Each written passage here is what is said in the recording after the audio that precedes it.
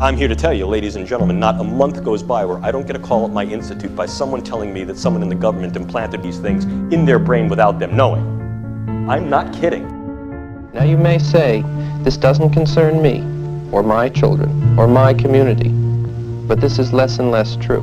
Once we let the proverbial cat out of the bag, well, at that point, now we let loose science and technology in the broader public sphere.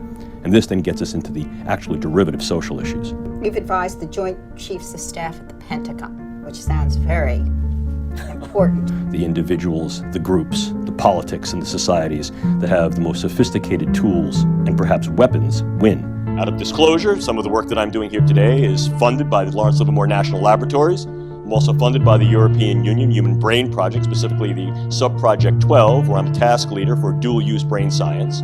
And I've also done some ongoing work with the Strategic Multi-Level Assessment crew over the past 10 years at the Pentagon, that's Dr. Kabayan's group, and with Darpa.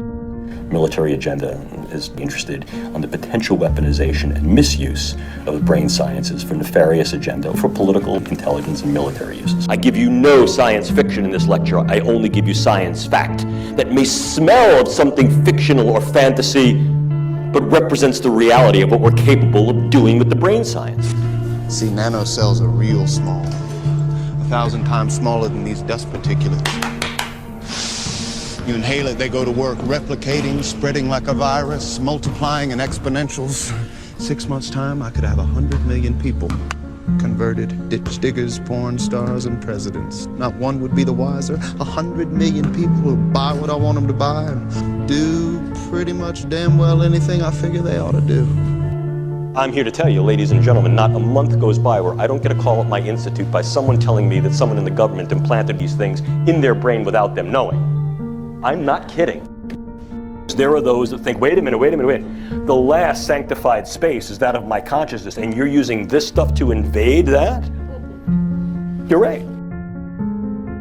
Technology has always brought man to the front of a new era.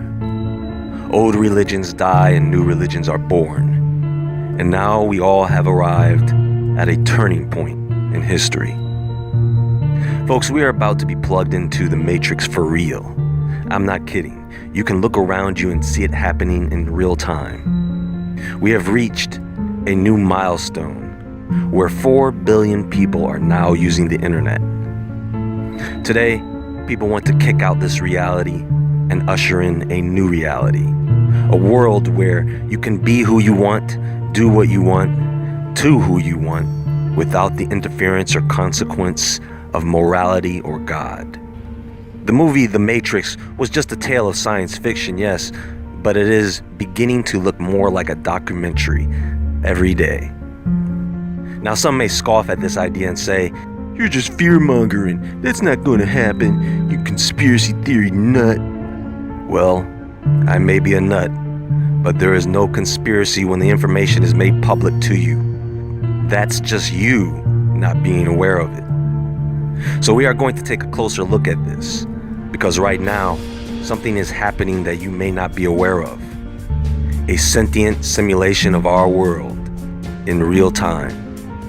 No, this is not a video game, folks, but for those who think it is, I have a question.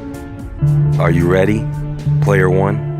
What has gone from the drawing board to the reality is this: the use of neural interfacing and physiological interfacing through the idea of remote-controlled small-scale systems to create a nanoswarm of biopenetrable materials that you cannot see, that can penetrate all but the most robust biochemical filters, that are able to integrate themselves through a variety of membranes, mucous membranes, and wherever, mouth, nose, ears, eyes, and they can be done in such a level that their presence is almost impossible to detect, and as such, the attribution becomes exceedingly difficult to demonstrate.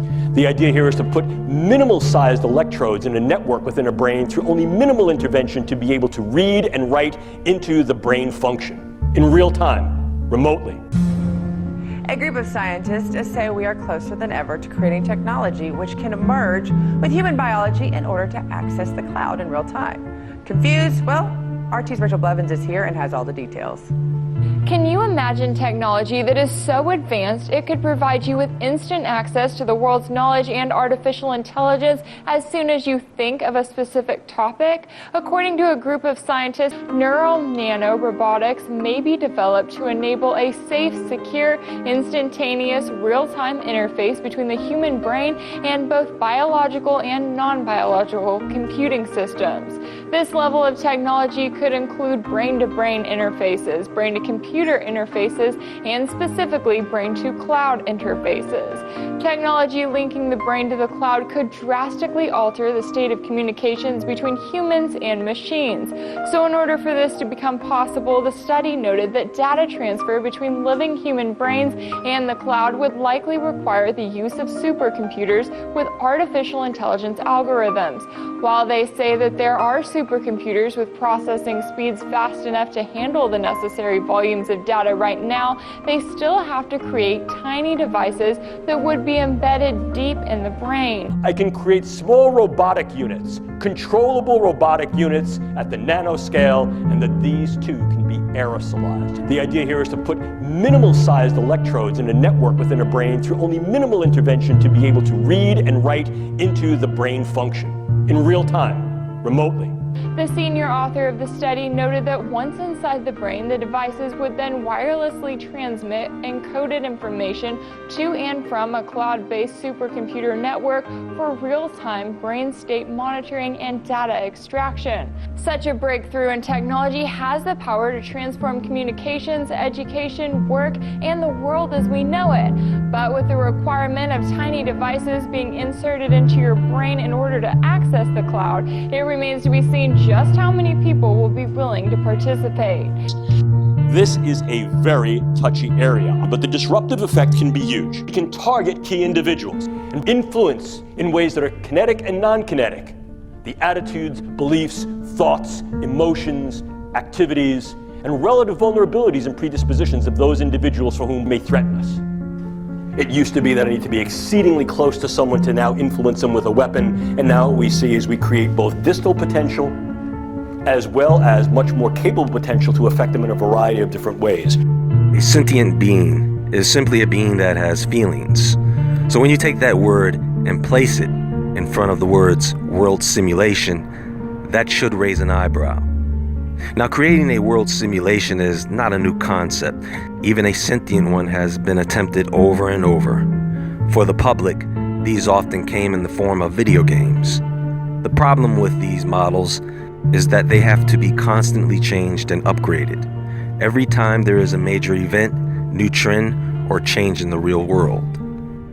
The Sentient World Simulation does this automatically. So what this is a synthetic mirror of the world we live in. Not a piece of it, but the entire world. And this program constantly recalibrates the simulation based on real-time world events, trends, theories, economics, industry, almost everything you can think of that would contribute to an accurate model. Not to mention the individual pieces of data on every single person represented in the simulation. So to put this in perspective, what this is a digital clone of our world and everyone in it. Take a look. This is the front of my pen. This amount of nanomaterial, if be able to maintain and sustain with regard to its deliverability and aerosolization, could in fact affect all of you. And although it may not be that the sky is falling yet, folks, it looks like rain. Bring an umbrella.